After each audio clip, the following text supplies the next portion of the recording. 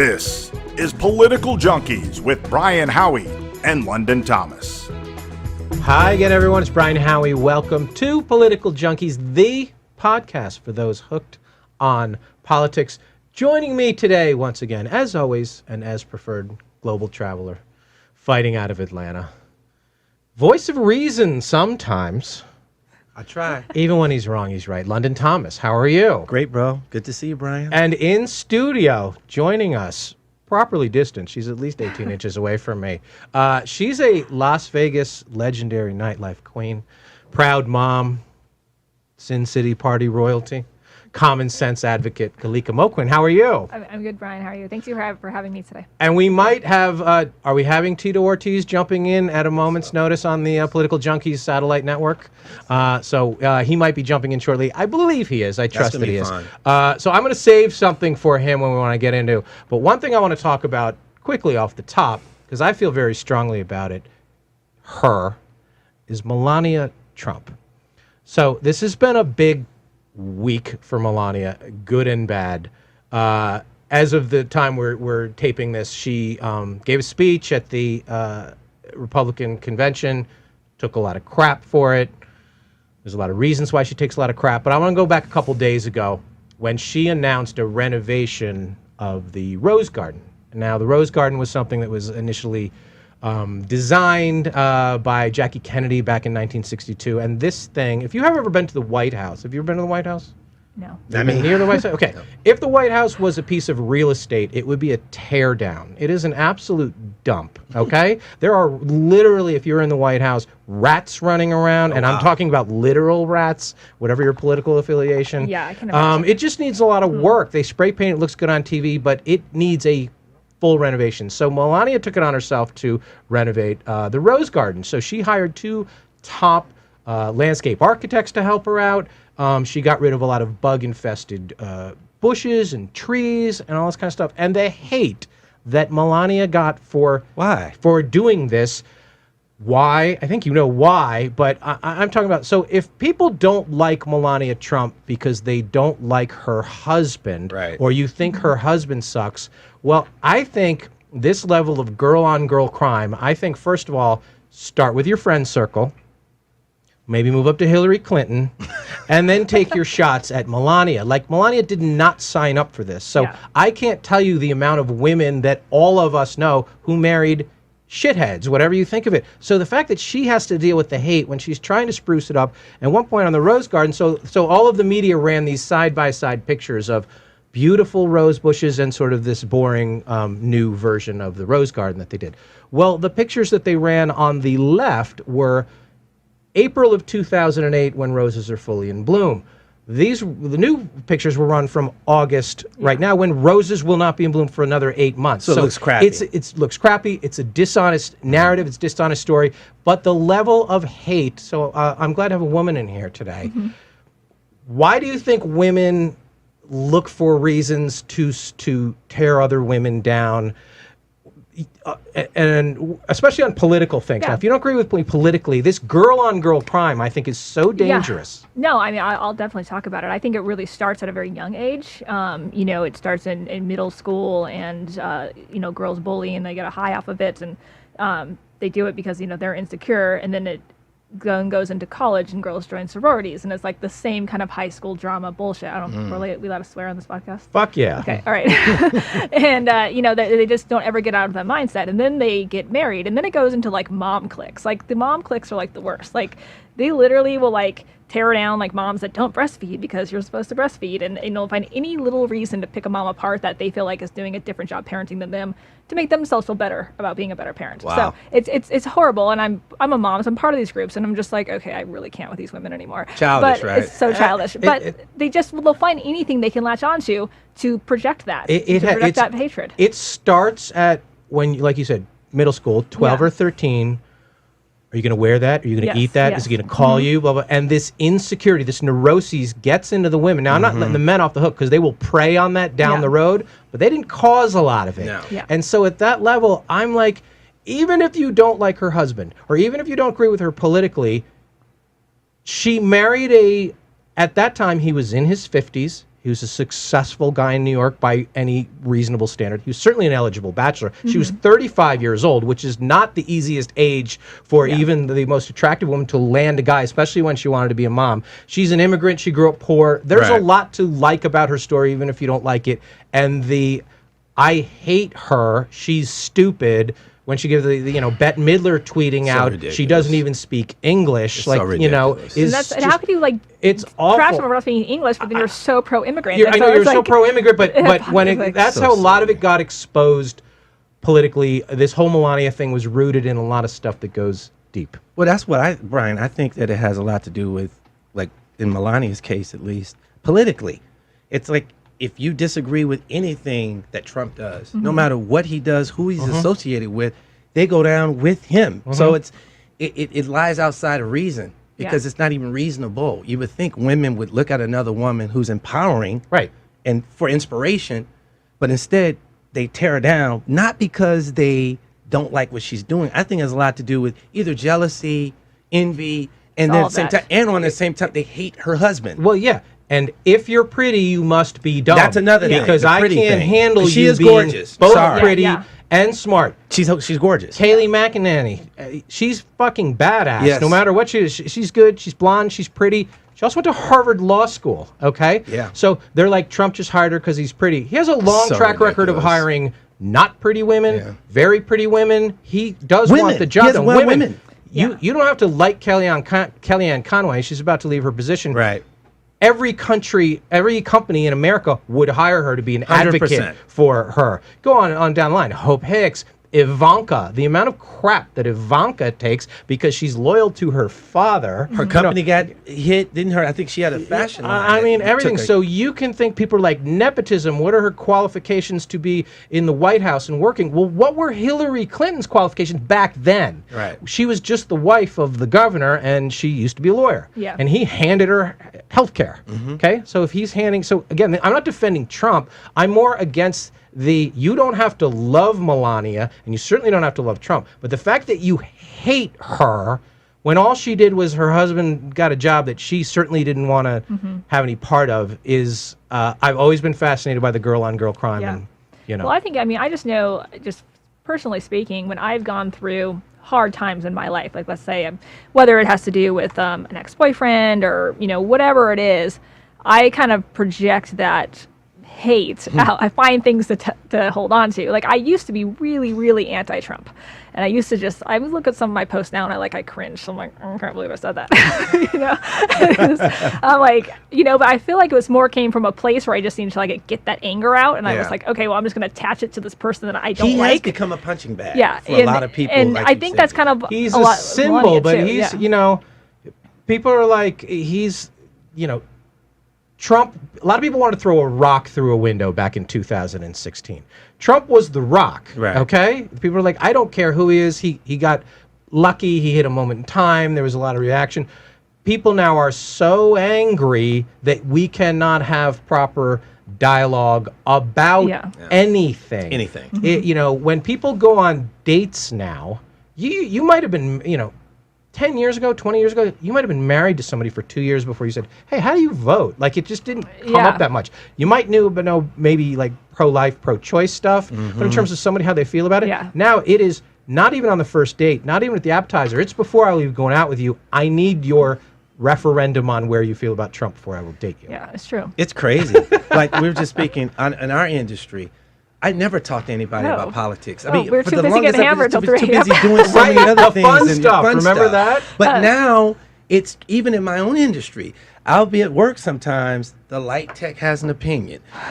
I'm not saying anything. I'm just doing my. But everyone now is incensed, and everyone's emboldened to tell you what they think, no matter how crazy, how crackpot, how unresearched, how they can't wait to tell you how bad Orange Man is. And it turns into a fight. I was over in Israel last year. I was in Tel Aviv, and people there really do enjoy talking politics, but it's fun for them, and it's engaged conversation, and you can have differences. And they were talking about some really serious shit, but it was like over drinks, and it was fun.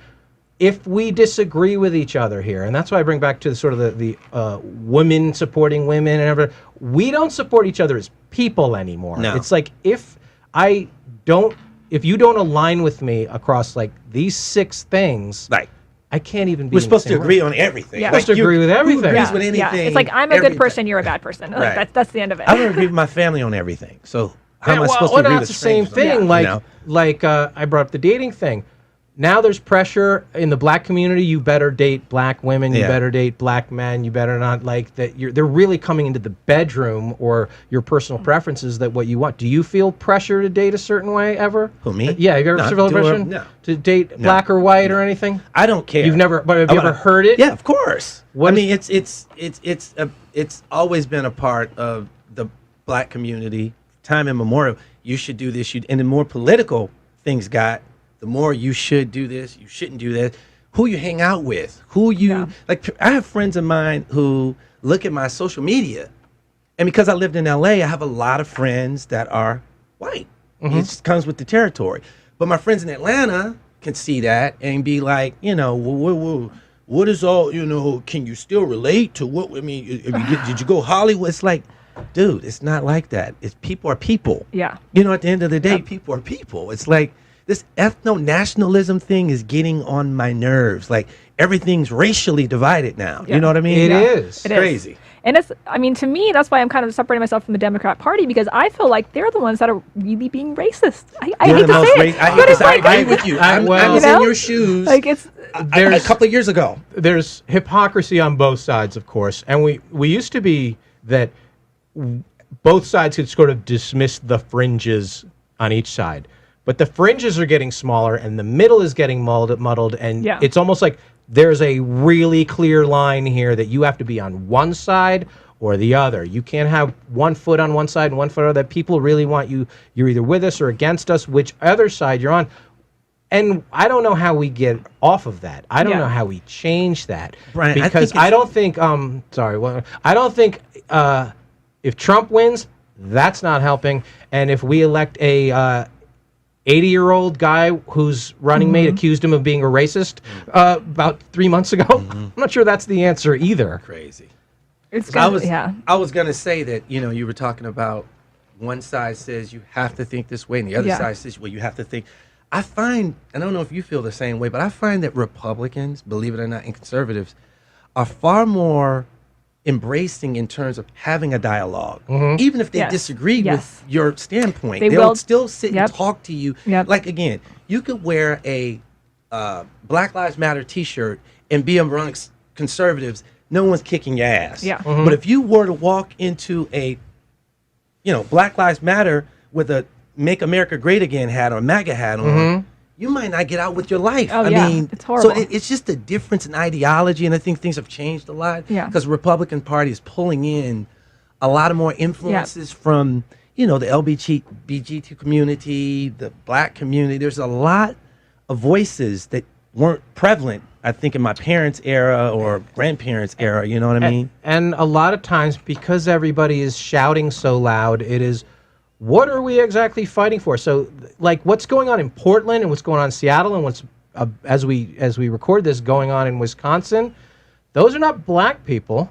Those are a lot of white people who sort of hijacked the movement you. for Thank you. for Yes. what? It's sort of like when Occupy Wall Street happened back in the day. Same thing. What Same are people. you? Yeah. What do you want? No, you don't want to work, and you just No. want free shit. And Anarchy. like anarchy. They want anarchy. And what are you going to do with this anarchy? So it's like they're here too your anarchy, uncreative to come up or with their whatever. own movement, so Right. they're jacking somebody else's. And it really is sad, because I do think that the message is important. I agree. And it's getting lost Yeah.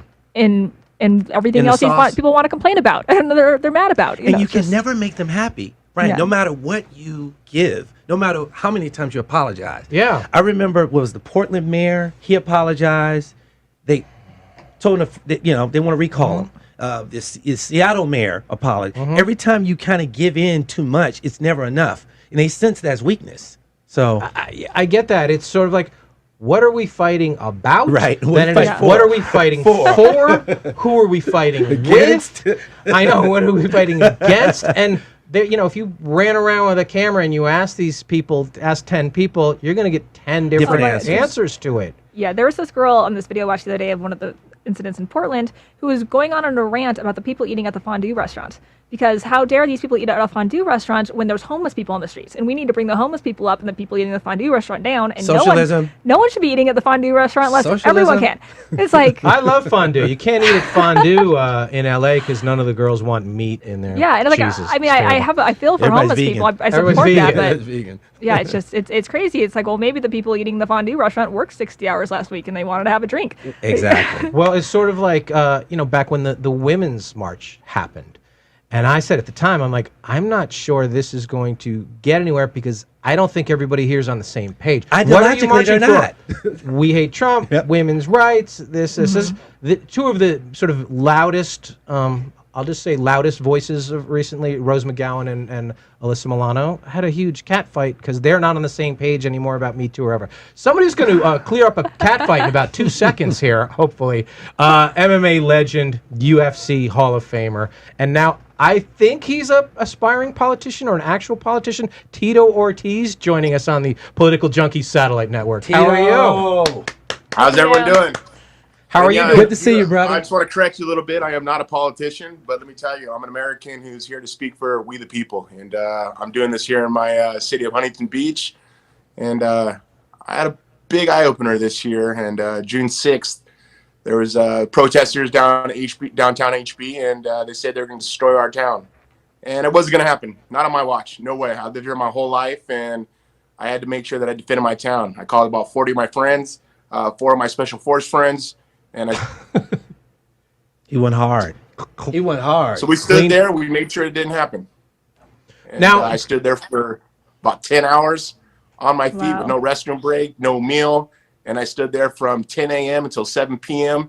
to make sure that law and order was demonstrated downtown Huntington Beach. The police officers of Huntington Beach PD, the sheriff of Orange County Sheriff Department did a wonderful job to make sure that peace was kept in our city in downtown Huntington. Huntington Beach is, Surf City, is a complicated place and has been for a long time. You have, surf community. There's some very affluent people. There's a lot of working class people. There's an immigrant population. So, and a couple of times some things have flared up, but what was it about this that really made Huntington Beach something that you had to be like, we have to protect this city? What sort of went down? The week prior to that, they had protesters down there, and of course, you got to have your First Amendment, and I believe in that. Come down and protest and do peaceful protesting, which is fine. I don't want no part of it because that's not my belief. I believe in being American, a patriot of this country. But then the second week, on the Monday before that weekend, I got direct messages on my Instagram at Tito Ortiz 1999 that guys, we didn't do our job. We had to come down here and we're going to burn this motherfucker down. Excuse my language, but that's what the message I got. And I took that very seriously to my heart.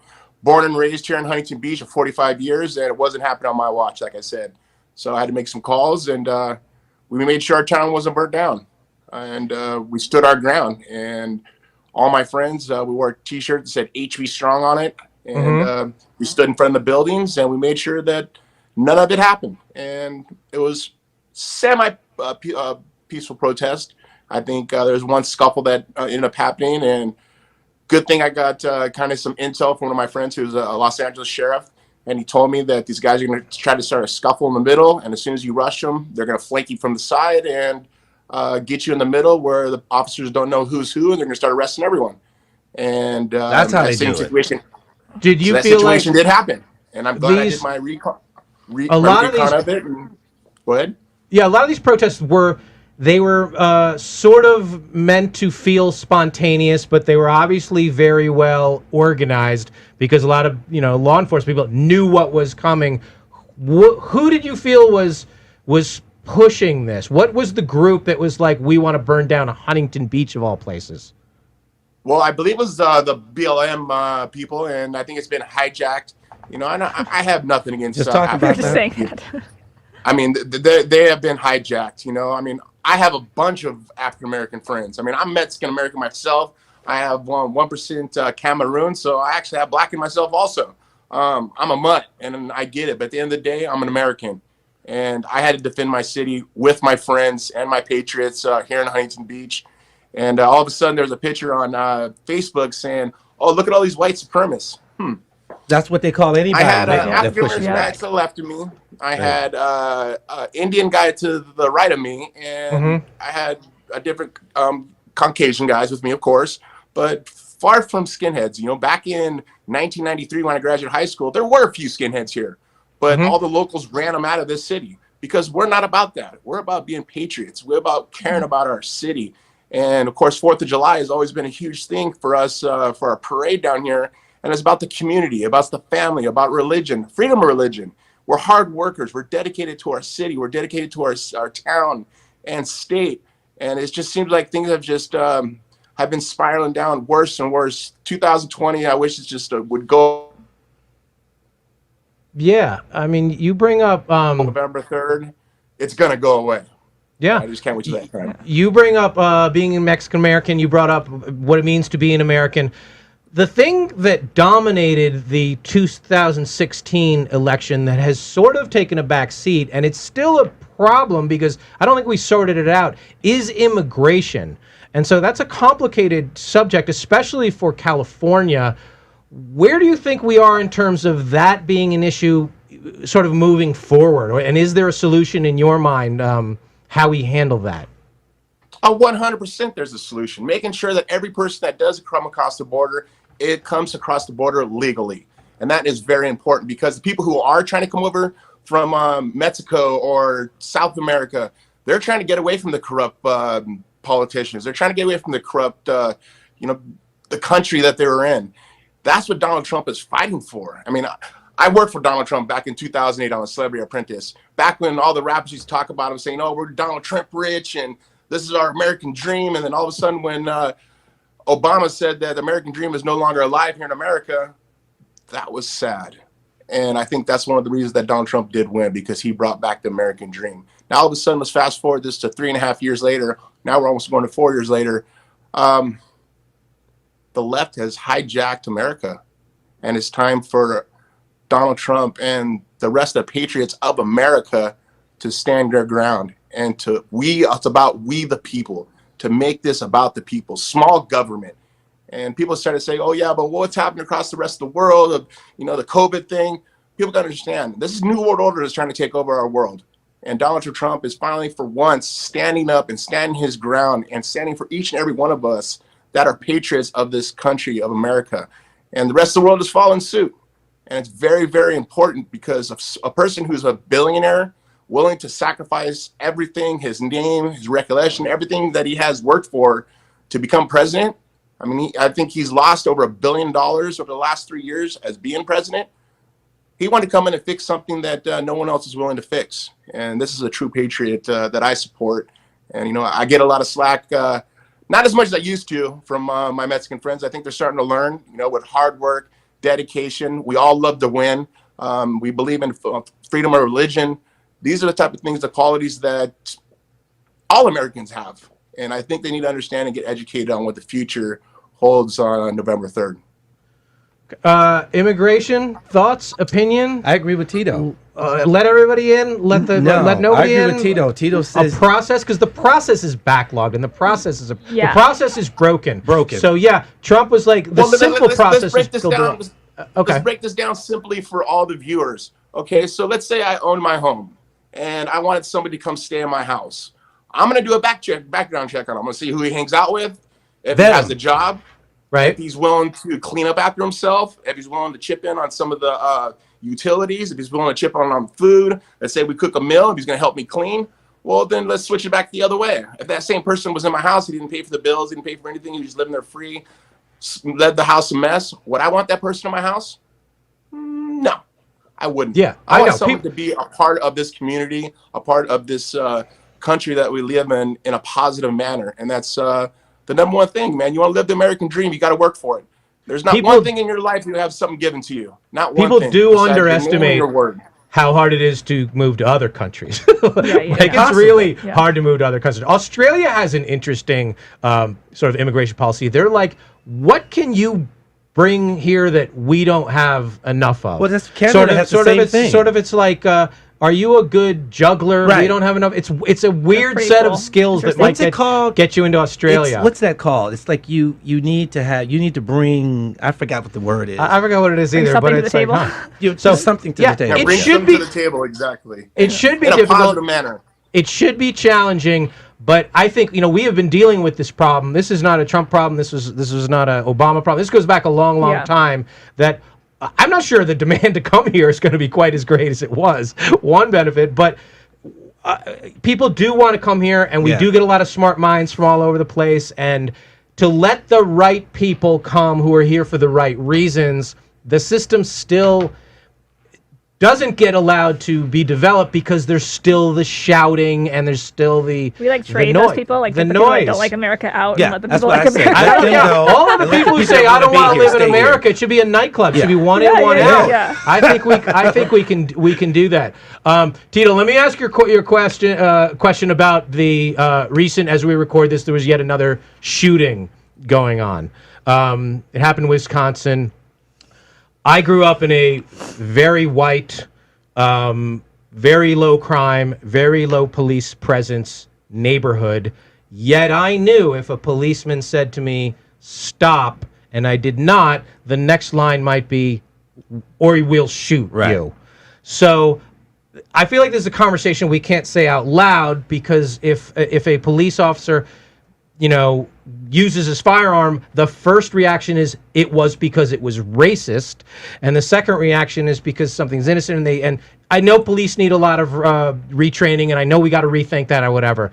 But is there some responsibility to sort of stand down when law enforcement is around to de-escalate a situation on both sides? Tito, do you have an opinion on that?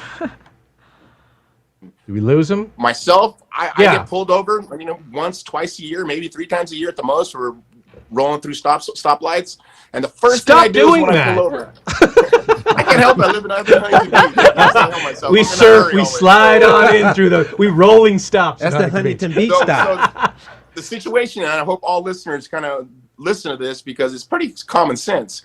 You roll down all your windows in your car, you put your hands on the wheel, and you reply to the officer, "Yes, sir. No, sir. I'm going to reach to grab my insurance and registration for my car. Here's my ID. I'm reaching for my ID." You got to be compliant with the officer, because the officer is probably as afraid as you are. He's not sure what you're reaching for. He's not sure what you're going to do. He don't know who you are until you give him your ID.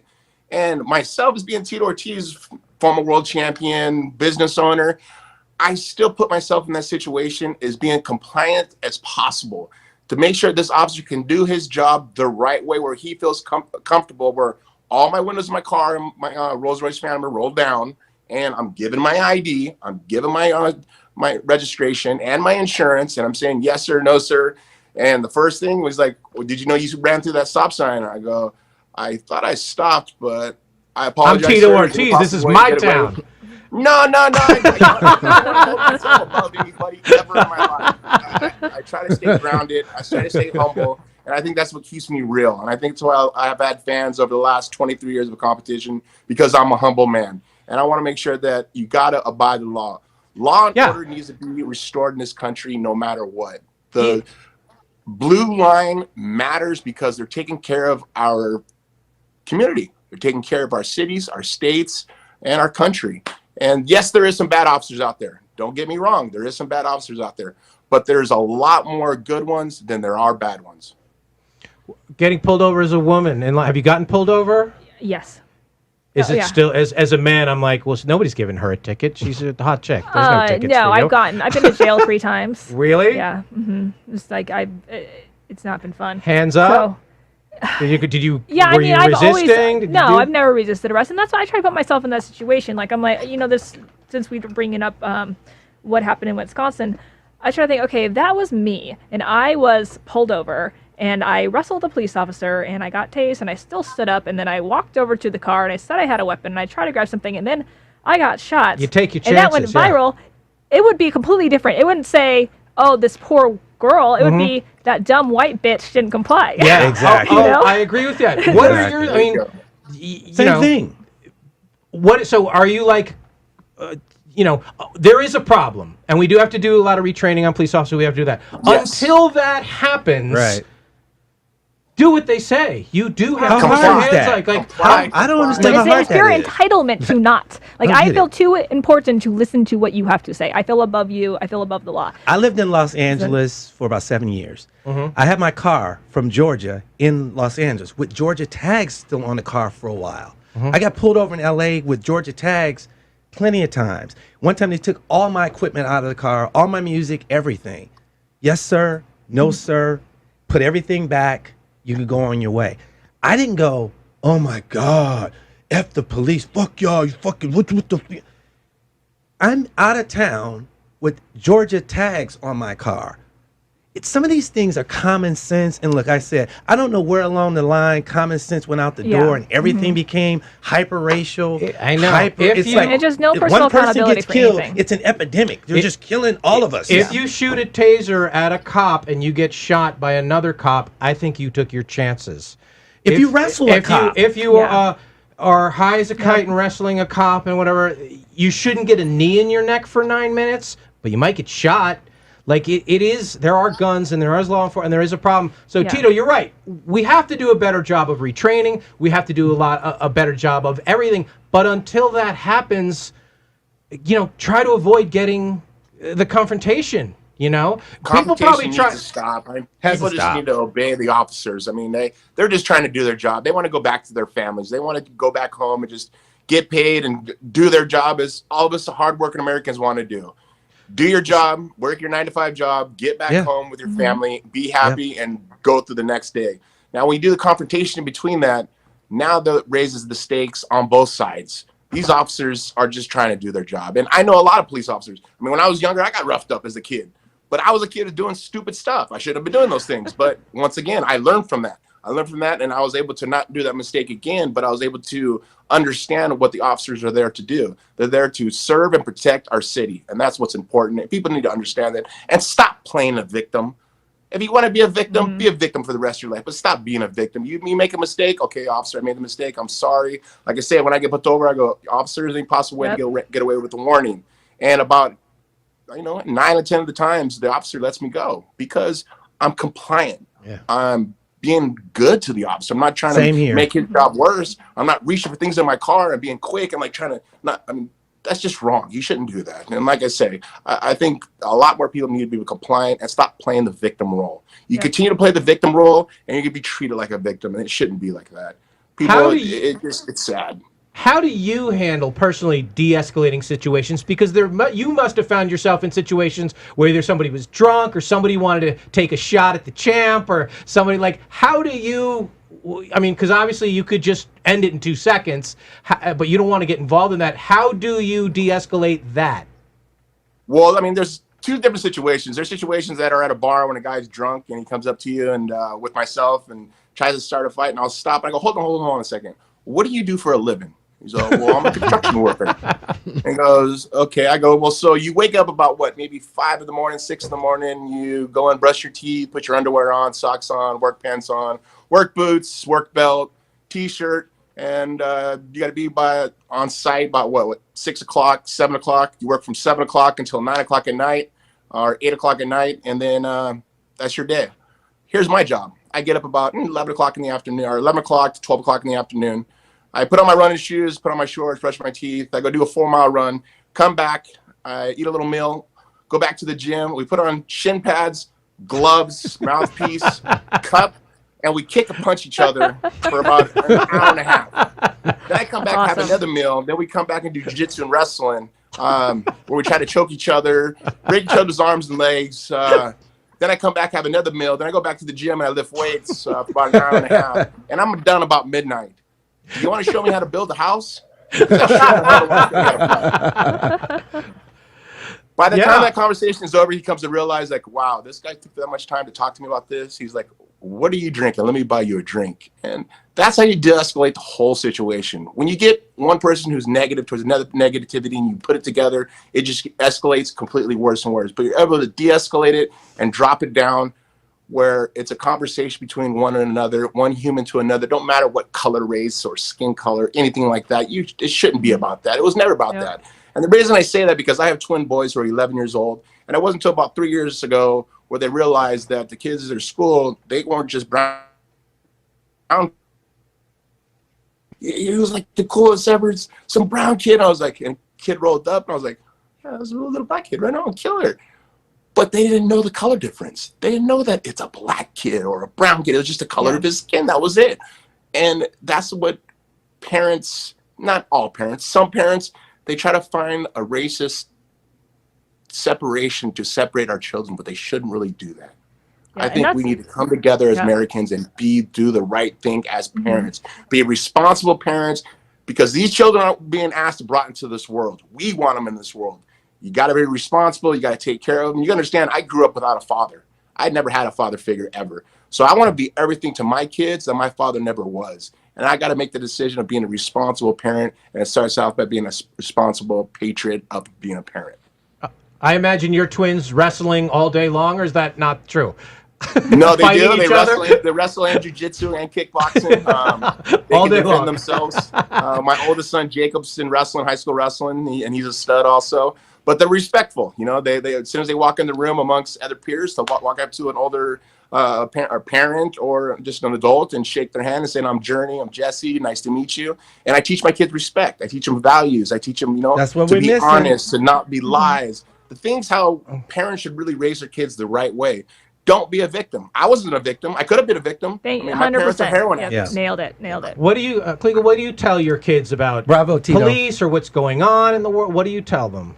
I mean, my kids are still pretty young, but How old are 8 and 4. Yeah. Do they sense what goes on in the world? I mean, it's do just they know the thing, we're like, locked down? It's like Tito said, I don't talk to them about race and stuff. It's because I felt like until these past couple of years, it's just, working in the nightlife, like we were just a melting pot of all different Everybody people. got And you had along. black friends, you had Hispanic friends, you had all these different friends, and you never thought of, oh, that's my one black friend or that's my Right. Hispanic friend coming up now at the table. We were us all homies, And Yep. now it's like everything is divided. Like it's almost like now you have to notice that you're sitting in a room with a black person. Like before, Crazy. just you never thought about Well, it. when you look at 14, 15, 16-year-olds, and props to the Kardashians for this, because they're all dating outside of their race, and they're all doing that. And so they're looking at us older folks like, what the fuck is wrong with you people? I can't We're even setting imagine. such a It's terrible horrible. example. Terrible.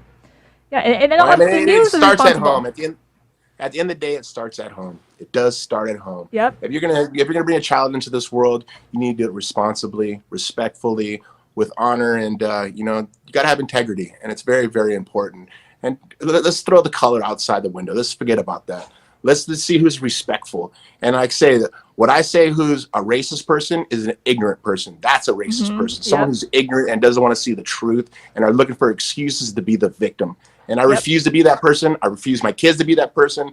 I will not have friends like that. And that's just the way it is. That's how I've learned. It's people who divide. It's always dividers. Yeah, I'm big on the victim thing. All right, we're gonna run through what we call some quick fixes on this podcast, just things I want your quick opinion on. So as we're recording this, there's a giant storm barreling into Texas right now. So I'll start with you, Tito. From 1 to 10, 10 being we're going to be underwater in 10 years from climate change, and 1 being it's just weather.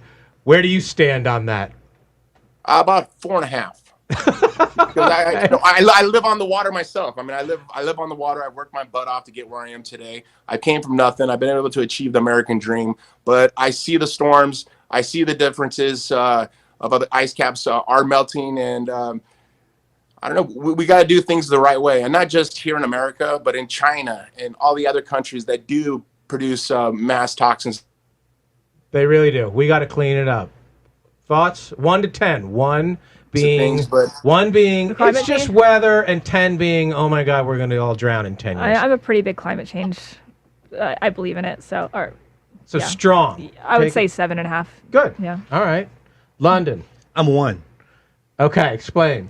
I mean, I believe if climate change was as bad as we claim it to be, there's no way China could get away with what they get away with. India could get away with what they get away. China pollutes the world far more than America does. Yes. And they don't have one. You don't have the UN going after them. You don't have Greta, whatever that little girl's name is, pointing her finger at China. It's always She's an US. actor. I think that's kind of conspicuous. It's always us. I'm about a 3, meaning I think what Tito said, pollution is a real problem. I agree with you. Environment. Air quality is a real problem. I agree with that. But unless you can tell me what the weather was on Tuesday, April 4th in 1562 with any degree of accuracy, I'm not sure this is anything, but there were a lot of storms 200 years ago. I don't know. But that being said, let's clean up the air a little bit. Tito, the thing that you regret, if there's one thing sort of that you could tell a group of kids, here's what I regret in life that I feel bad about, if there's one thing.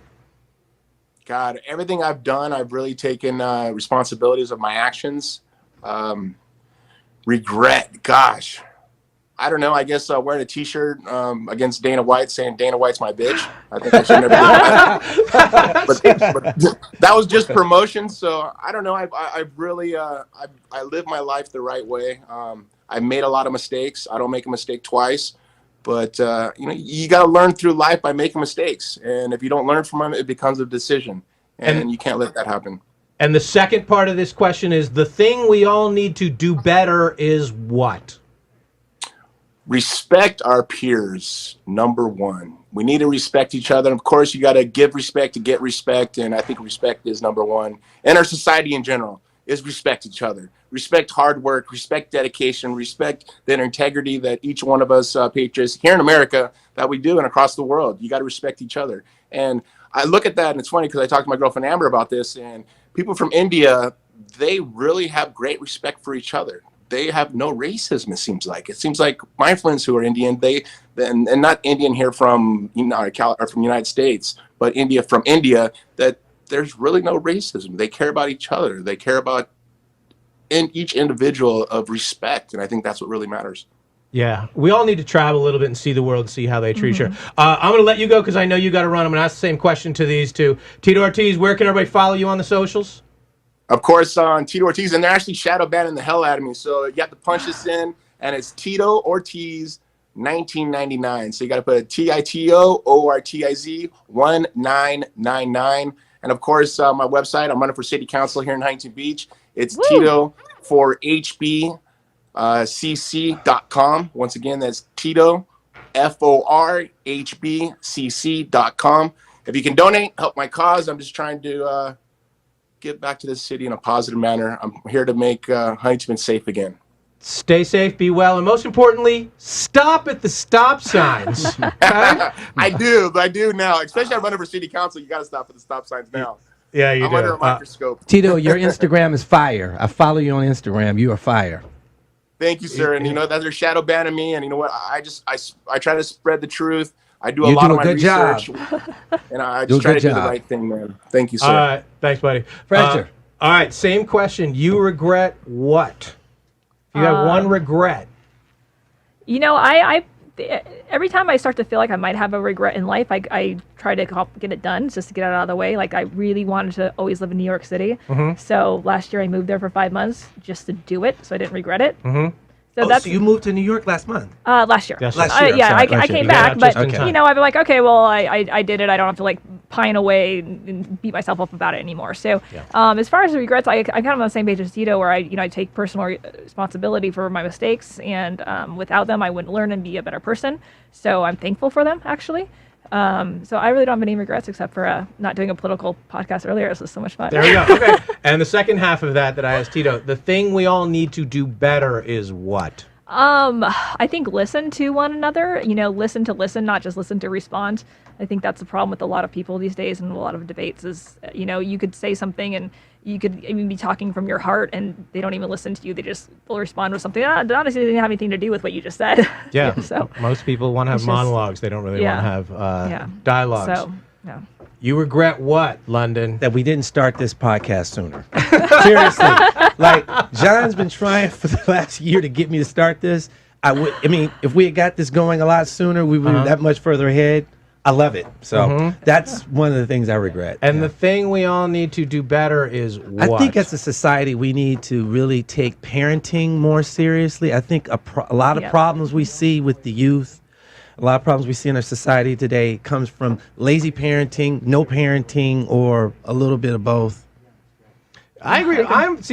I'm starting another podcast called The Non-Parent's Guide to Parenting, which really gets parents mad because they're like, you have no fucking idea. Well, I don't need to be a Top Chef winner to go out to a restaurant, see my omelet on fire in the kitchen, and know there's some shitty cooking going on. Right. Yeah. So I think that I can take the emotion out of it and say, here's what you should do. You're a mom, and that's obviously the hardest job in the world. What do you think moms need to do better collectively? Help each other, support, be honest about how challenging it is. Everybody always says, you're going to be a wonderful mom, you're going to love it. And then a lot of moms are like, I am struggling with this. This is not what they told me. It's not in the brochure. That's the thing. I think moms make the job of being a mom more difficult than it really is. And how do they do that? Just they have this idea of how they need to mom, and what they need to feed their kids and what bedtimes and routines and this. And if they don't do all this, they're going to be the worst mom in the world. So in trying to be this perfect mom and perfect everything, they actually probably end up damaging their kids more than not, just by trying to basically force their ideals on their child. Where I am very much, and I'm not trying to sound condescending to parents who don't do this. I'm not that type of mom, but I'm more kind of let your child lead and let your child be your teacher and, teach you how to parent. And, they'll teach you what to do. You don't have to read a book to be a good mom. So yeah, that's true. Teachers, children can remind us of things that we have forgotten. There's a lot of information that, you can even go to a 13-year-old knows all the state capitals. They learn. They're so smart. They are smart, and they're right in it, and they do learn it. And there's so much that we forget, not just as parents, but as adults. That we could use. But sort of sharing, playing nice, all the fundamental tenets of being a good person. Kids don't have that shame yet, and they haven't gotten to middle school yet where they'll hate each other, and boys and girls haven't gotten. So there's a lot of lessons that you can pick up on from your children. Like you just said, it can go both ways. What can I teach my children, and what can my children teach me? Right. That's a good thing. And I think they learn from you. So, they want to, if you're really kind to everybody, and if you're accepting, and you're not yelling at people or talking down about people, and they're not picking up those cues, they're going to just inherently learn to be a good person. Well, that's where I got mine from my mom, my father's. That's my whole idea about how to treat people, how to conduct and carry myself, how to respect myself, not worrying about other people's approval all the time. Totally. I got that from my parents. How important it is, do you think it is to have, the mother and the father together? Which extremely important.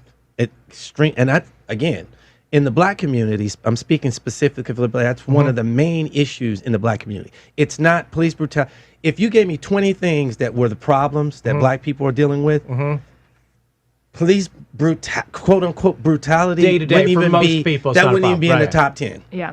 And I agree with that. To me, number one is that lack of father figure, lack of having two parent has had a detrimental effect over the decades in the black community, and we're seeing the repercussions of that right now.